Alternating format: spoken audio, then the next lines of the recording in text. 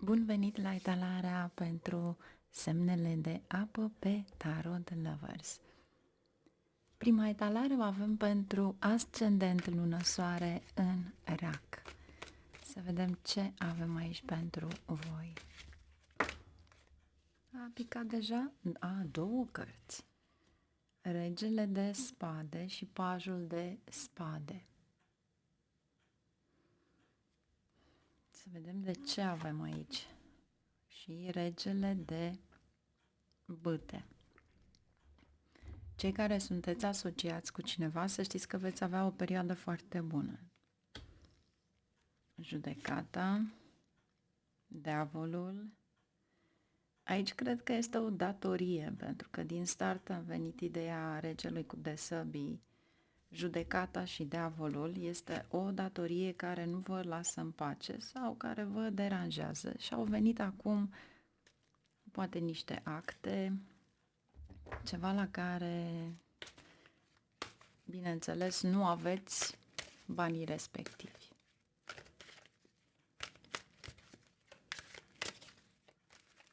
Iar aici, cu pajul acesta de spade, regele de bâte și diavolul, aici sunt dușmani pe care nu-i știți, care joacă rolul poate de, la suprafață, de prietenie. Nu sunt prieteni, dar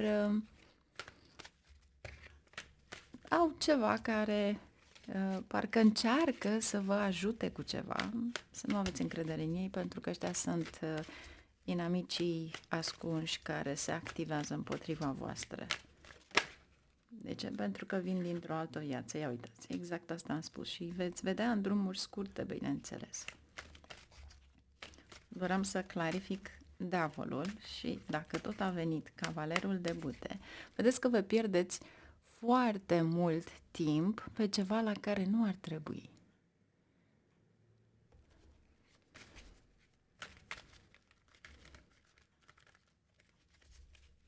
Și fiți foarte atenți cu cine interacționați în social media, toate aplicațiile respective. Mare atenție! Mai bine închideți aplicațiile, ștergeți-le și după aceea le faceți din nou download. Cred că vă ia și timp, dar este mai bine să evitați ceva, pentru că aici avem diavolul și e posibil să fie ceva ce nu o să vă placă. Moartea, vedeți?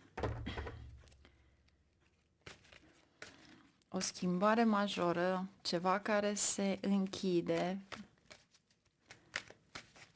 ceva care vă arată că se schimbă fără a vi se da un prealabil, să-i zicem.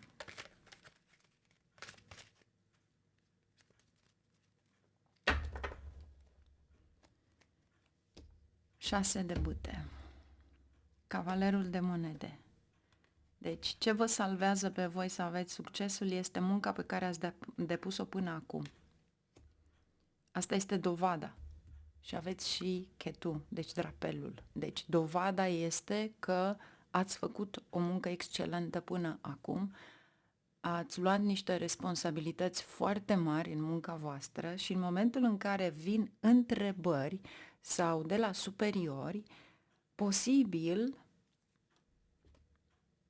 ca cel care dă răspunsul să fiți voi, chiar dacă nu era munca voastră, pentru că vi s-a atașat, de fapt, munca respectivă, pentru că unii sunt leneși. Și pentru că lucrurile acelea trebuiau făcute de altcineva, nu au fost făcute, superiorii știu lucrul acesta, pentru că este un sistem de spionaj acolo, fie sunt camere, fie prin computere, genul acesta. Cei care ați muncit corect, cei care ați făcut și lucrul celorlalți, să știți că chiar dacă veți fi trași la răspundere, veți fi trași la răspundere pentru că v-ați luat niște responsabilități mari, dar câștigați. Și aici este foarte mare gelozie și mai ales gelozie din partea unor membri de familie, pentru că 6 de cupe are de-a face cu viața anterioară sau copilăria ta sau neamurile tale.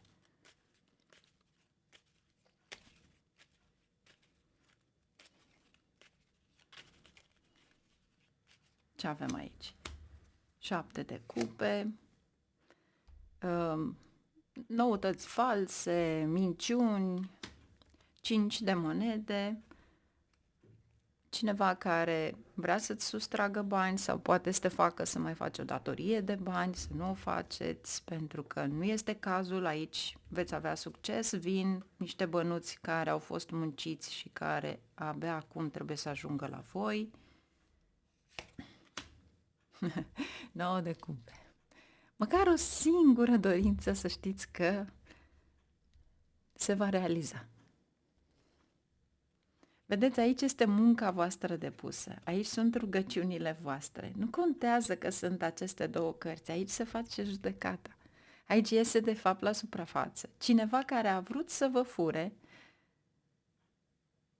cade în aceeași capcană. Cade.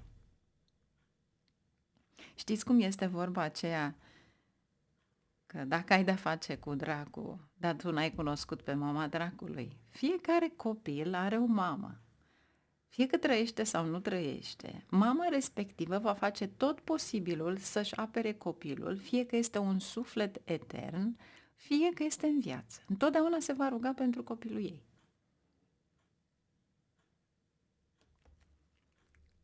Sau o anumită persoană care iubește persoana respectivă, care vă iubește, aveți o protecție extraordinară pentru că aveți judecata.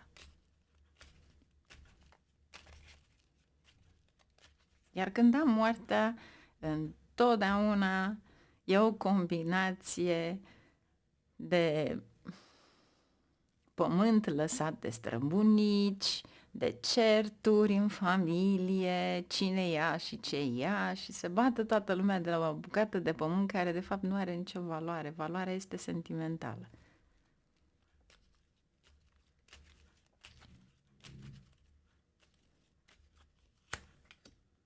Șapte de spade. Cineva a încercat să vă ducă pe sfoară, dar vedeți voi aici se face dreptate.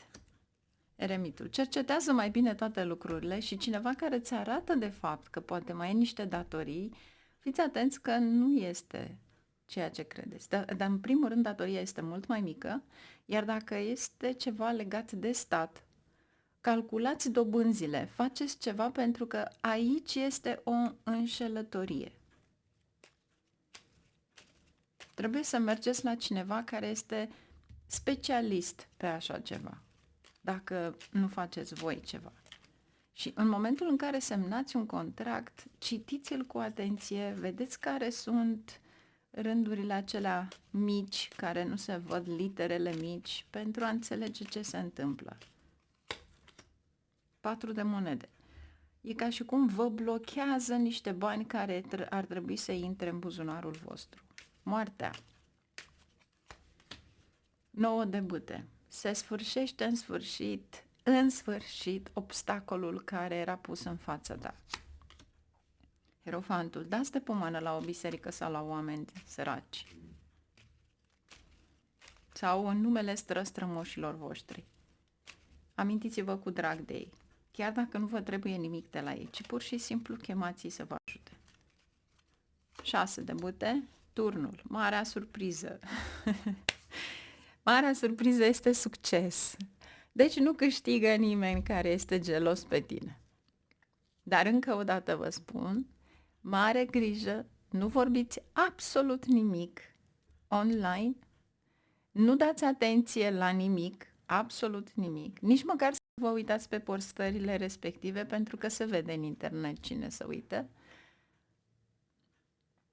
Vă va merge extraordinar de bine, dar aveți răbdare. Este imposibil să nu se realizeze ceva. Aveți 4 de bâte. Turnul. E vorba de pământ, e vorba de o casă, e vorba poate de un teren. Câștigați aici. 4 de bâte. Poate fi o casă, poate fi iarăși un pământ, poate fi succesul vostru. Mare atenție la cheltuieli, pentru că aveți 5-ul acesta de monede. Și cu siguranță prestigiul tău va fi scos la suprafață, pentru că asta este surpriza surprizelor. Mai bine, mergem mai departe.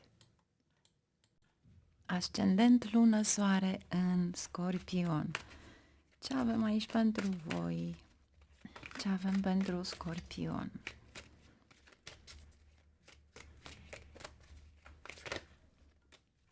Lumea? Ce eveniment veți avea în viața voastră? Pentru că aici este fie o călătorie, fie o schimbare de situație.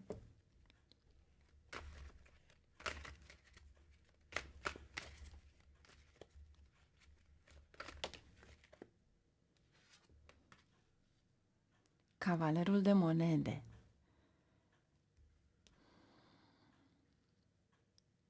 Cred că se înmulțesc, mai bine zis, responsabilitățile voastre.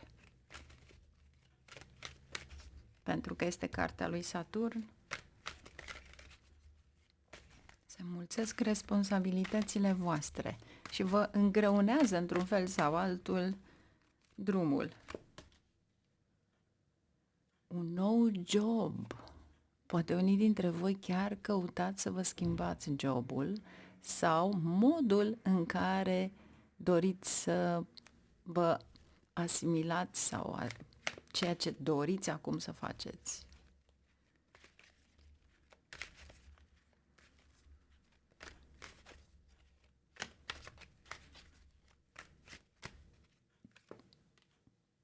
Asul de spade,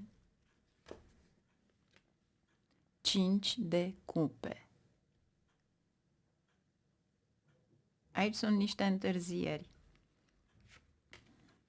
5 de bâte.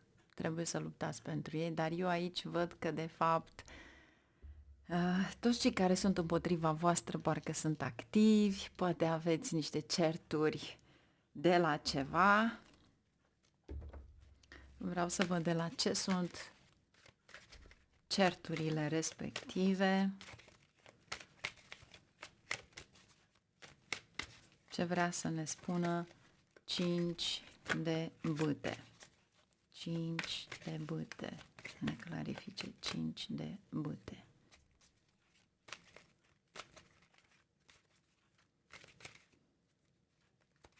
Nu vrea.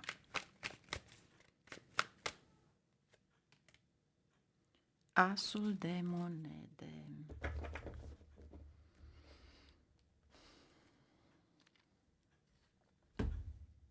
Justiția.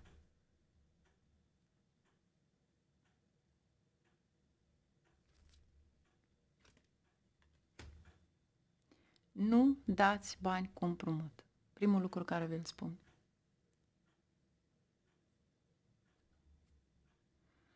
Orice aveți de-a face cu niște noutăți venite poate chiar de la guvern, să știți că întârzie, pentru că aveți și justiția.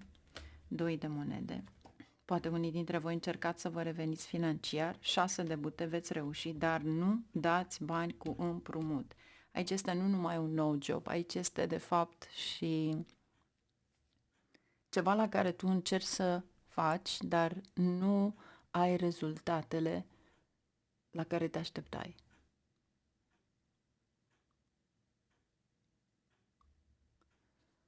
Să vedem acum ce avem aici, de fapt.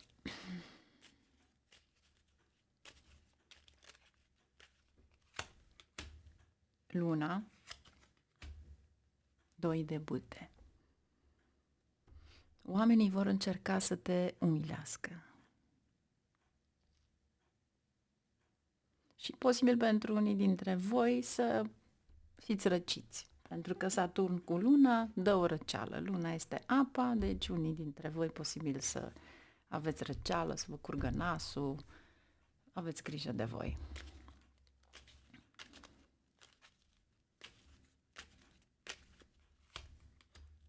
Magicianul vă spune din start că veți avea o oportunitate la care nici măcar nu vă gândiți. Poate este ceva la care veți participa, să zicem, ceva care vă aduce, vă propulsează, să zicem, în media. încercați să nu mai fiți dezamăgiți de ceea ce se întâmplă în familie, pentru că până la urmă vrei pace și armonie. Magicianul are din nou de-a face cu acest cavaler de monede care așteaptă un beneficiu financiar și va veni. Va veni cu siguranță.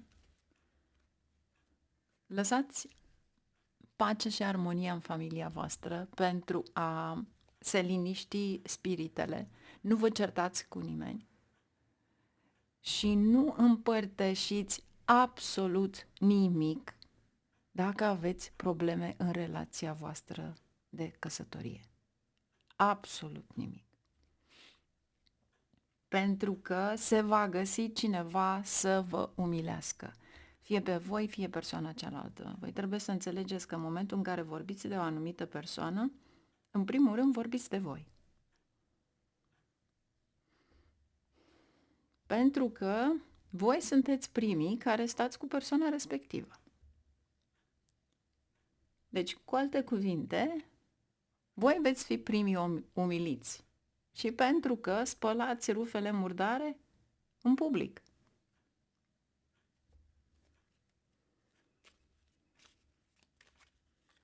Pentru că aici aveți de face cu relația. O nouă de spade. Și nu interveniți în problemele altora. Nu aveți de ce.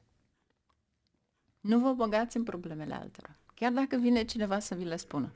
Nu este treaba voastră. Nu interveniți în nimic ce este complicat între alții. Nu vă trebuie stresul respectiv, îl aveți voi pe al vostru. Totul este pozitiv atunci când ascultați că trebuie să luați o cale pozitivă și să nu vă intereseze de nimic. Pentru că asta vine. Și atunci ce vine, vine și abundența. Deci nu vă mai băgați în treburi în care nu sunt ale voastre. Poate fiecare din ei își duce karma respectivă.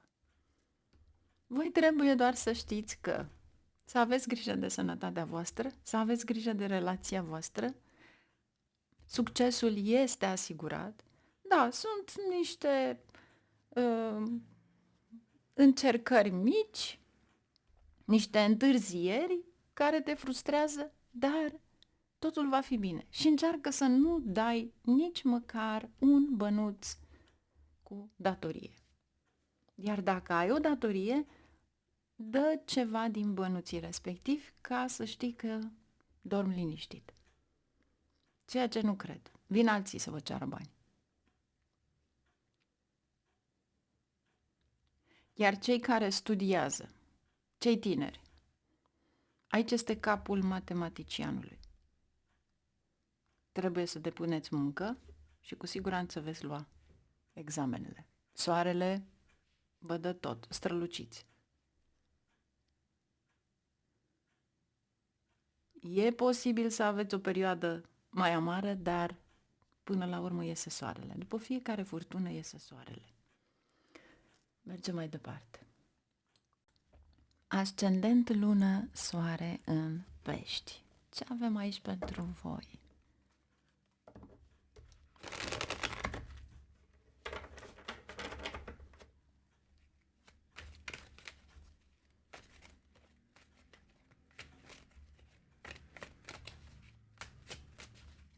Ce avem pentru Pești?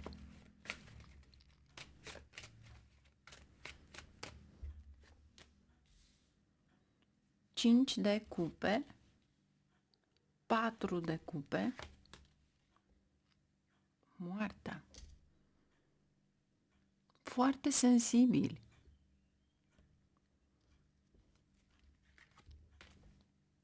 Cavalerul de monede, 3 de cupe, stresați mai bine zis, regina de monede. Poate au apărut niște cheltuieli pe care nu le-ați așteptat și sunteți foarte stresați, dar nu puteți să faceți nimic.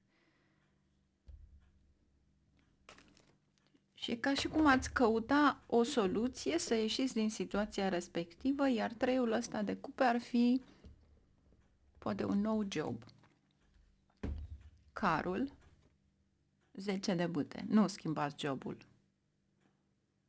Deci chiar dacă găsiți ceva, să nu-l schimbați, pentru că veți da de 10 de bute. Asta nu se termine, este în spatele carului.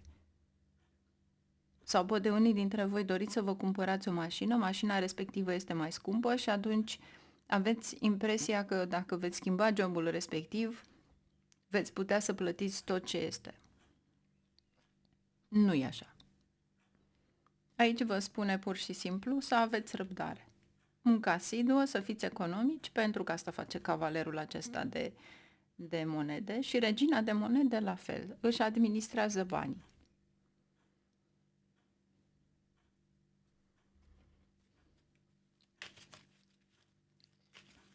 Iar pentru unii, posibil ca cel 5 de cupe cu 4 de cupe să fie chiar și o supărare, să-i zicem, sau mai sensibil într-o decizie emoțională sau poate îndrăgostiții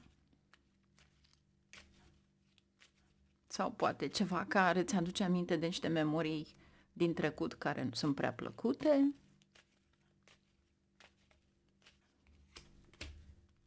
Un nou început, vedeți? Voi aici căutați să găsiți ceva de lucru, ceva nou.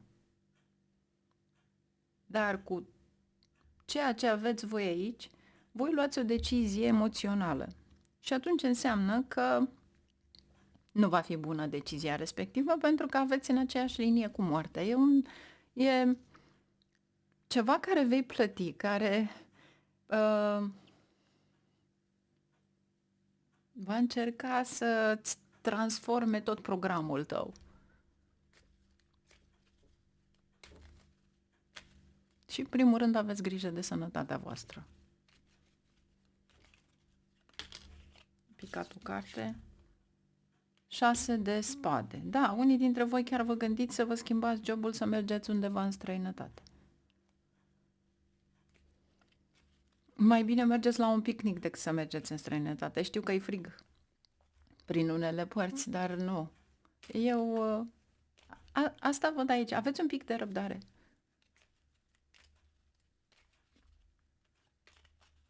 Și succesul, să știți, că vine în momentul în care voi luați un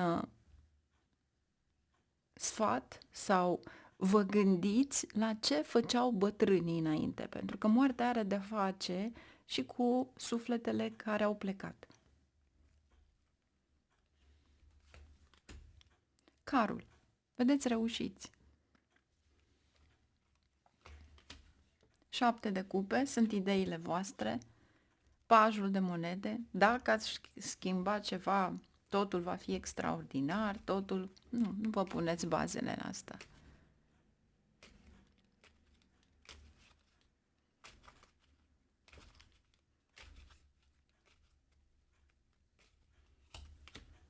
Patru de monede. Sunteți blocați financiar și de aceea încercați să găsiți o soluție. Nu mai găsiți o soluție, fiți stand-by.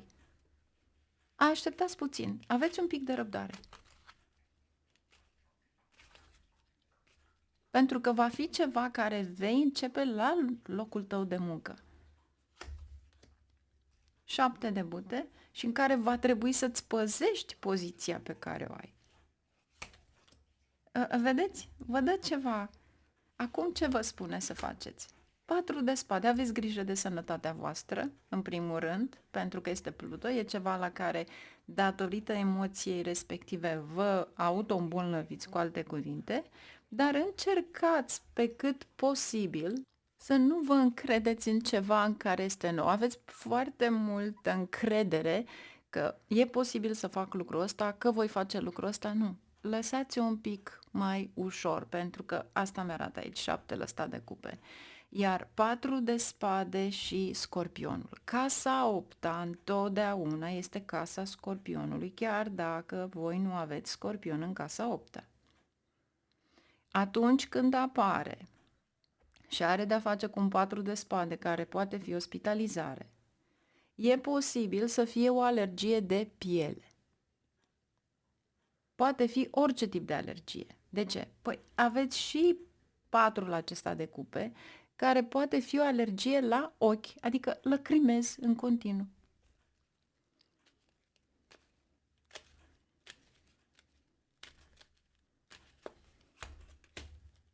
5 de monede. Vor merge niște bănuți acolo. Poate veți cheltui pe medicamente. Dar ce vă spune aici patrul ăsta de bute? Veți avea succes, aveți răbdare. Nu este bine să-ți schimbi jobul acum. Ai răbdare pentru că ceea ce se întâmplă în viața ta îți va aduce, ia uitați-vă, treiul acesta de cupe. Iar cei care aveți de-a face cu poate o cerere sau niște studii pe care trebuie să le faceți, dacă aveți de-a face cu un job guvernamental și va trebui să dați niște examene, să nu aveți mare încredere că veți lua imediat examenul și imediat vă pun și în posesia unui job. Nu. Aici vă spune că este bine să știi să mergi, să faci acea muncă de research, să faci cursurile respective și după ce faci cursurile respective, vei avea munca respectivă. Vedeți, soarele este în spate. Îți spune mai întâi faci cursurile, după aceea vine succesul.